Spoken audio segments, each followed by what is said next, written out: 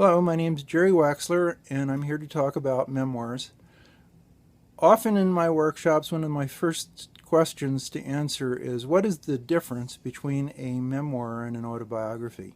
It's an interesting question and kind of fun to grapple with explanations. It's maybe to some extent like that old joke about how if you need to define jazz, you probably don't know what it is.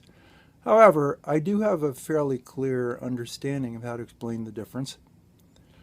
An autobiography, consider it as something like a resume. So you have a list of facts about your life. You have a date when you were born, you know how many siblings you had, you write down where you lived when you were young and where you went to school.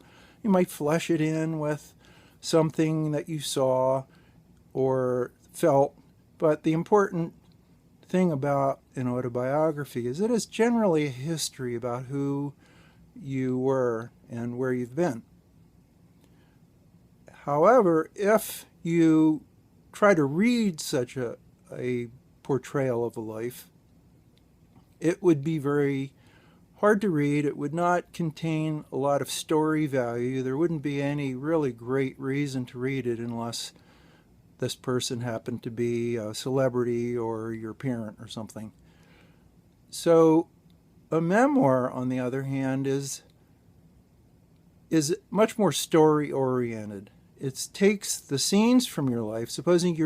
I love the autobiography as sort of a starting point for a memoir because it creates a lattice work that you can develop into readable material. So supposing you've got a list of facts in your autobiography, like at one point in your 30s you got divorced. It's just a sad, tragic, tiny moment in your autobiography, but you start to look at that and say, you know what?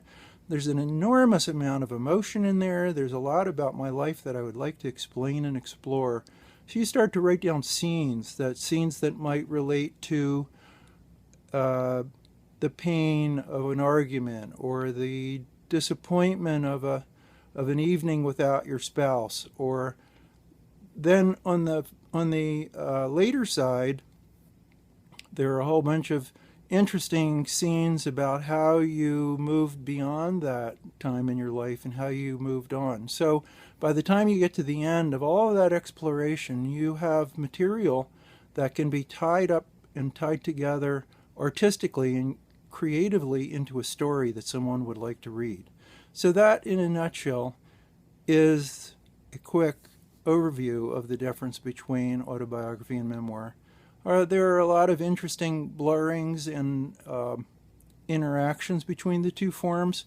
So I hope that as you go through your process of writing your own memoir, you will begin to have a better understanding of these two opposite forms. So thank you very much. My website, www.jerrywaxler.com, contains lots of information, especially my blog about memoir writing, that can help you learn from your own life and develop it into a story worth reading. Thank you.